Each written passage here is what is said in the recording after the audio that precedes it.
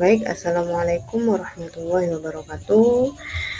Jumpa lagi di channel Belajar Jadi Guru Hebat, Guru Profesional. Baik, teman-teman guru dimanapun Anda berada, izinkan saya, Aini Masyuro, ya, Guru IPA, ingin berbagi tentang latihan soal UP, uji pengetahuan di uji kompetensi mahasiswa program pendidikan profesi guru, ya. Nah, kali ini saya akan berbagi tentang materi profesional pendidikan IPA khususnya biologi. Nah, mari kita simak ya, mudah-mudahan bermanfaat. Namun sebelumnya saya ingatkan agar teman-teman berkenan untuk subscribe YouTube saya di Belajar Jadi Guru Hebat, Guru Profesional, dan di-share juga boleh, ditonton, dan di-like untuk komen. Mohon maaf, bukan berarti saya menuntut untuk dikomentari, tapi karena saya kurang paham pengeditannya, padahal sudah nyoba tutorial bagaimana caranya agar kolom komentar aktif, tapi masih belum berhasil itu teman-teman ya. Baik, terima kasih, mudah-mudahan berkenan ya untuk di like, subscribe, dan share ya. Baik, kita mulai. Nah, untuk tema pembelajaran kita bersama ya, sharing bersama kali ini yaitu tentang ekologi, biologi, populasi, dan konservasi ya. Nah, adapun soal yang pertama ada indikatornya ya, disajikan data interaksi antara makhluk hidup dengan lingkungannya. Peserta dapat mengemukakan contoh dari simbiosis yang saling menguntungkan dalam sebuah ekosistem. Ada soal ya. Perhatikan jenis tanaman berikut. Ada tanaman benalu, anggrek, tali putri, paku sarang burung. Nah, tanaman yang hidupnya simbiosis komensalisme ditunjukkan oleh nomor berapa ya. Jadi simbiosis itu ada 3 ya teman-teman ya. Mutualisme, parasitisme, dan komensalisme. Nah, di sini yang ditanya kebetulan tentang komensalisme. Berarti simbiosis antara dua makhluk hidup di mana yang satu itu diuntungkan sedangkan yang satunya itu tidak merasa untung dan tidak merasa merugikan. Fine-fine aja meskipun ada keberadaan makhluk hidup tersebut. Nah, kira-kira mana teman-teman ya? Nah, di sini kuncinya D, yaitu 2 dan 4. 2, mohon maaf kalau rame ya. Masih di depan teras saya tag videonya. Jadi tanaman anggrek dengan tanaman paku sarang burung. Nah, anggrek dan paku sarang burung ini adalah tumbuhan yang memiliki klorofil. Jadi dapat melakukan fotosintesis sendiri. Beda dengan tanaman benalu dan tali putri yang kuning itu ya, yang membelit pada inangnya, yang menempel pada inangnya. Seperti itu ya teman-teman. Saya rasa ini gampang ya. Kita lanjut. Disajikan data interaksi antara makhluk hidup dengan lingkungannya. Peserta dapat mengemukakan contoh dari simbiosis yang saling menguntungkan dalam sebuah ekosistem.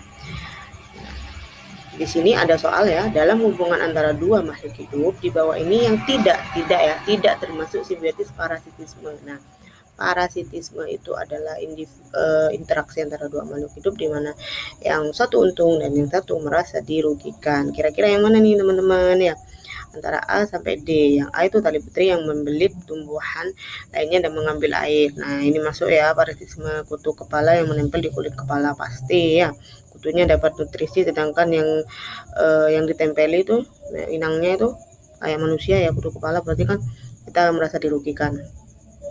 Ikan remora yang mendapat sisa makanan dari ikan hiu. Nah, ikan remora ini kan misalnya menempel ya, tidak masalah kan kalau ikan hiunya ya, karena sisa makanannya ya. Kemudian benalu yang menyerap. Nah, ini benalu menyerap pada tumbuhan yang ditumpangi, masih parasitisme. Jadi yang tidak termasuk adalah yang C. Gampang ya teman-teman. Oke, selanjutnya disajikan data interaksi antara makhluk hidup dengan lingkungannya. Peserta dapat mengemukakan contoh dari simbiosis yang saling menguntungkan dalam sebuah ekosistem.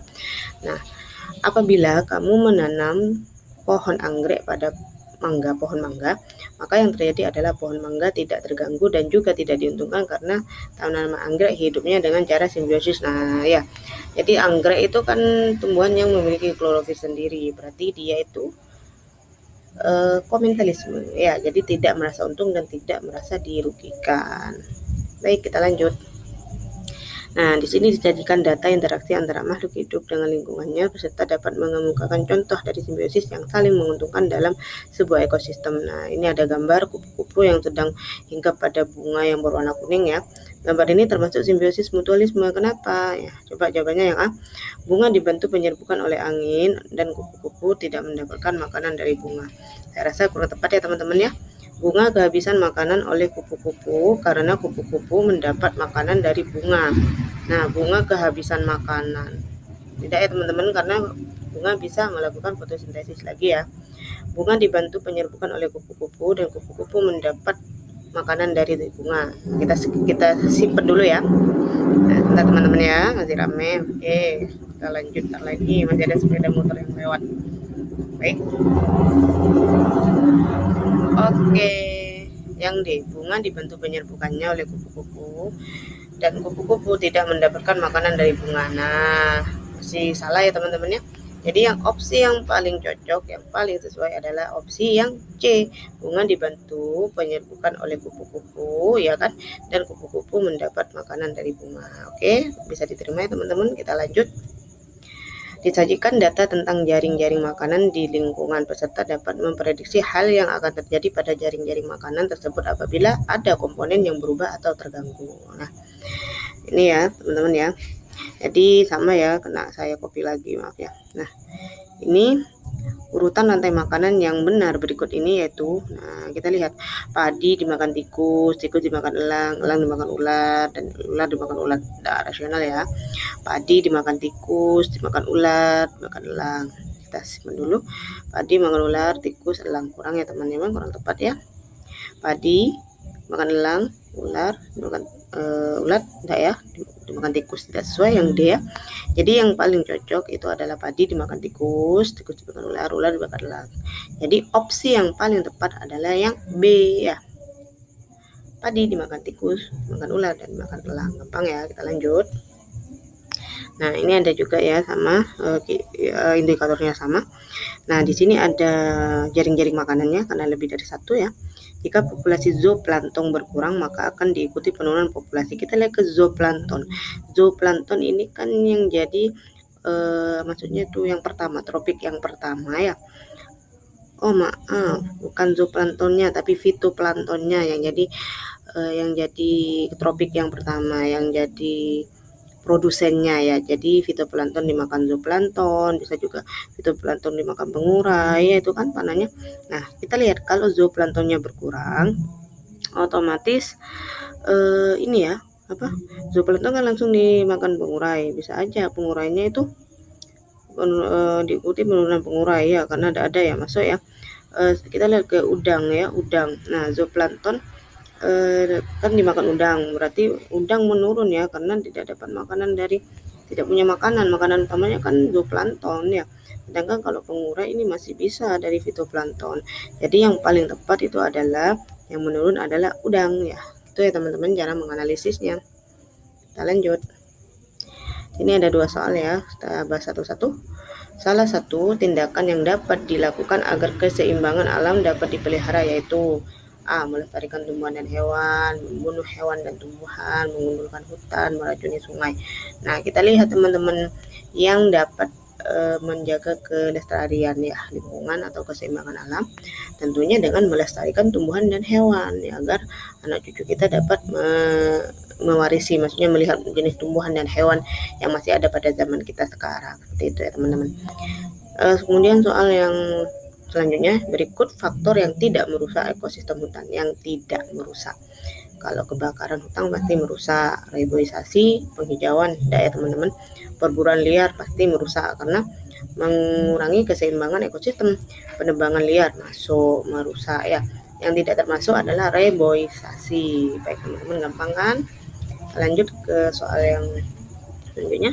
Jenis flora berikut telah ditetapkan sebagai puspa nusantara. Puspa berarti bunga ya, karena keunikan dan kelangkaan puspa pesona merupakan sebutan untuk. Nah, kita lihat ini flora endemik ya, yang sudah mulai langka. Kalau anggrek bulan saya rasa banyak ya pelestariannya. Melati ya, bukan flora endemik ya, masih banyak. Padma raksasa atau Rafflesia arnoldi, wah ini masuk ya. Kalau kantil enggak ya. Jadi yang masuk puspa nusantara karena unik ya dan langka puspa pesonanya yaitu yang Rafflesia arnoldi, gitu ya teman-teman. Gampang kan? Nah, itu yang dapat saya sampaikan. Jangan lupa di like, komen, maaf komen belum bisa, lebih like, subscribe ya, agar YouTube ini semakin berkembang dan saya lebih semangat untuk membuat tayangan-tayangan video yang insya Allah yang bermanfaat ya. Biasa menurut saya atau menurut kami bisa jadi luar biasa dan sangat bermanfaat untuk orang lain. Mudah-mudahan bermanfaat. Kurang lebihnya saya mohon maaf. Billahi fisabilillah fastabiqul khairat. Wassalamualaikum warahmatullahi wabarakatuh. See you next video. Bye bye. Sukses selalu.